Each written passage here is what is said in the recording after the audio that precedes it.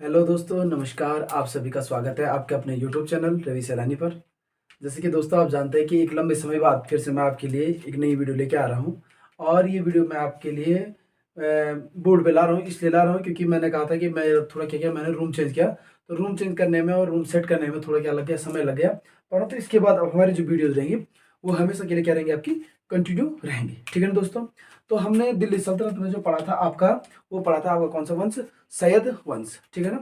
और सैयद वंश के बाद अभी हम पढ़ने जा रहे हैं, सैयद वंश के हमने पहले दो शासक पढ़े थे। एक पढ़ा था खिजर खान और दूसरा पढ़ा था आपका कौन सा, मुबारक शाह। ठीक है दोस्तों। तो इन दोनों के बारे में मैंने आपको बता दिया था। परंतु इस बार मैंने एक परिवर्तन थोड़ा और किया है। ये परिवर्तन सिर्फ मैं देख रहा हूँ कि क्या वास्तव में ऐसा वीडियो सही बन पाते हैं। भले ही मुझे ऐसा बोर्ड में लिखा हुआ और फिर पढ़ाने में मजा नहीं आता है, परंतु मैं देखना चाहता हूँ कि क्या इस वीडियो पर आप लोगों का क्या रिएक्ट रहता है। तो कमेंट करके जरूर बताएं कि ये वाला सही रहेगा, ये पुराना वाला मेथड था वो वाला सही होगा। ठीक है ना। और उससे पहले चैनल को लाइक, शेयर और सब्सक्राइब जरूर करें। ठीक है ना।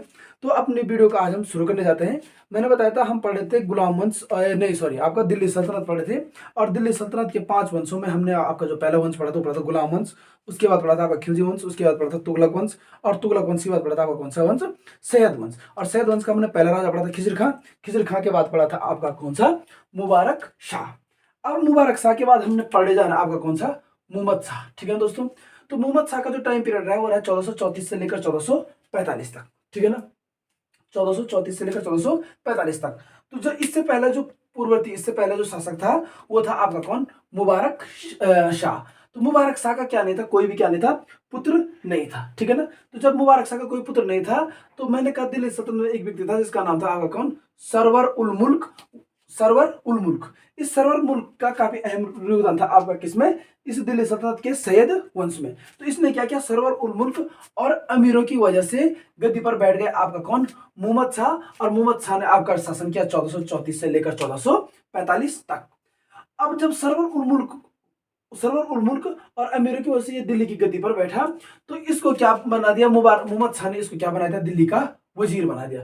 मोहम्मद शाह ने मोहम्मद शाह ने किसको, मुबारक शाह का कोई उत्तराधिकारी न होने के कारण मैंने कहा सरवर उल मुल्क को मोहम्मद शाह ने क्या बना दिया, आपका दिल्ली का क्या बना दिया, वजीर बना दिया। किसको, सरवर उल मुल्क को। अब जब सरवर उल मुल्क को दिल्ली का वजीर बनाया तो संपूर्ण शक्ति सैयद वंश की राजाओं की संपूर्ण शक्ति किसके हाथों में चलेगी, आपकी सरवर उल मुल्क के हाथों में चली गई।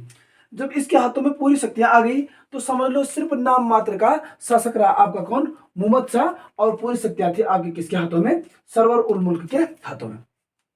परंतु क्या होता है, कोई भी व्यक्ति क्या होता है, जब उसके पास शासन सत्ता या शक्ति आती है तो उसके पश्चात वो क्या करता है, आपका अपनी शक्तियों का प्रयोग कर अपने दुश्मनों का नाश करने के लिए, विनाश करने के लिए क्या करता है, उन शक्तियों का क्या करता है, प्रयोग करता है। तो ऐसे ही यहाँ पर किसने किया, आपका सरवर उल मुल्क ने क्या किया, अपने विरोधियों का दमन करने के लिए क्या किया, अपनी संपूर्ण शक्तियों का या सैयद वंश के जितने भी क्या थे आपके शस्त्रागार वगैरह तमाम चीजों का क्या क्या प्रयोग किया।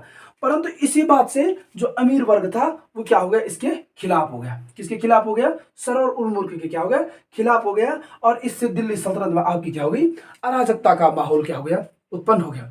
जब भयंकर अराजकता का माहौल उत्पन्न हो गया तो उसके पश्चात क्या हुआ, जब सरवर उल मुल्क की महत्वाकांक्षा धीरे धीरे क्या होती गई, बढ़ती गई। तो उसके पश्चात क्या हुआ, सुल्तान ने क्या करा, सरवर उल मुल्क की क्या करवा दी, महत्वाकांक्षा को देखते हुए उसकी क्या करवा दी, हत्या करवा दी। अब सरवर उल मुल्क की यहां पर क्या होगी, हत्या होगी।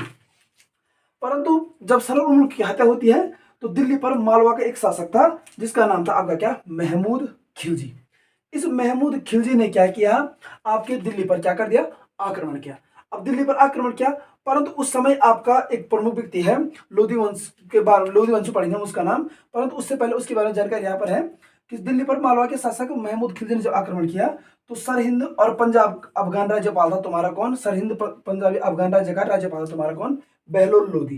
बहलोल लोधी की सैन्य सहायता से महमूद खिलजी का आक्रमण से क्या, महमूद खिलजी आक्रमण से क्या हो गया, दिल्ली बच गया। और महमूद खिलजी का आक्रमण इसने क्या कर दिया, असफल कर दिया। ठीक है ना। जब महमूद खिलजी के आक्रमण को असफल किया किसने, आपके बहलोल लोधी ने, तो इस बात से आपका क्या, मोहम्मद शाह जो शासक था वो क्या हो गया, खुश हो गया। जब मोहम्मद शाह खुश हुआ तो मोहम्मद शाह खुश होने के साथ साथ क्या किया, मोहम्मद शाह ने क्या किया, बहलोल लोधी को क्या दिया, अपने दरबार में क्या दिया, सम्मान दिया।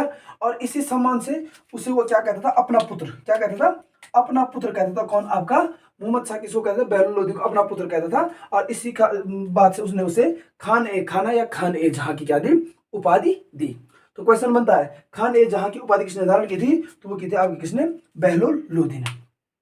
परंतु समय को कुछ और ही मंजूर था, और मंजूर होने के साथ साथ मैंने कहा 1445 में आपकी मोहम्मद शाह की क्या होगी?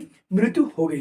तो दिल्ली सल्तनत का पहला शासक यहीं से आपको लगाओ, सैयद वंश का क्या हुआ था? पतन हुआ था। सैयद वंश का पतन होने का प्रमुख कारण आपका कौन है? आपका मोहम्मद शाह है, ठीक है ना। और इस वंश का यहाँ पर क्या हो गया था? मतलब यहाँ पर जो मोहम्मद शाह था, मोहम्मद शाह की मृत्यु के पश्चात यहाँ से सैयद वंश का लगभग पतन हो गया था। और इसका जो अंतिम सम्राट आया आपका, वो आया आपका कौन? अलाउद्दीन आलम शाह। कौन आया?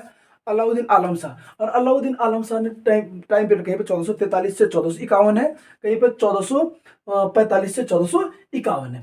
तो आलम शाह, ये इसका नाम था अलाउद्दीन। क्या नाम था इसका?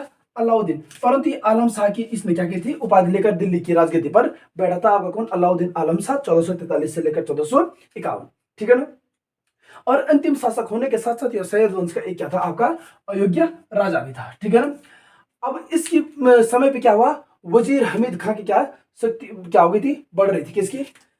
अलाउद्दीन आलम शाह के समय पर मैंने कहा आपका कौन? वजीर का नाम क्या है? आपका हमीद खां। क्या नाम है? वजीर हमीद खां। जब इसकी शक्तियां धीरे धीरे बढ़ रही थी, तो इसने क्या किया? अपनी इसकी शक्तियों को बढ़ते हुए देखकर ये स्वयं कहां चले गए? आपका अलाउद्दीन आलम शाह कहां चले गए? बदायूं चले गए। अब इस राजा ने क्या किया? दिल्ली सल्तनत को छोड़कर और बदायूं में ही रहने लगा। बदायूं इसको क्या आ गया? पसंद आ गया, और ये वहीं पर रहने लगा।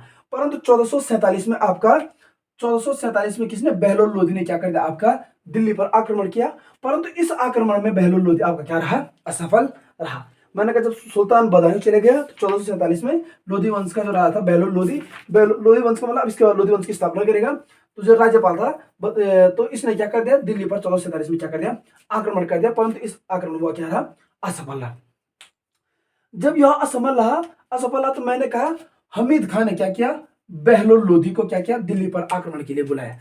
आता है हमीद खान ने पुनः बहलोल लोधी को दिल्ली पर आक्रमण के लिए किसने बुलाया? आपका तो किसने बुलाया? आपका हमीद खान ने बहलोल लोधी को दिल्ली पर आक्रमण के लिए बुलाया।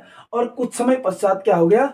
बहलोल लोधी ने भी क्या कर दिया? हमीद खान का क्या कर दिया? वध कर दिया। और संपूर्ण शासन सत्ता किसके हाथों में आ गई? आपके बहलोल लोधी के हाथों में आ गई, ठीक है ना। और यही इसने समझ लो आपके लोधी वंश की यहाँ पर क्या डाल दी? नींव डाल दी। परंतु जो अलाउद्दीन आलम शाह था आपका, जो आपका कहा था बदायूं में था, ये लगभग 1476 तक क्या रहा?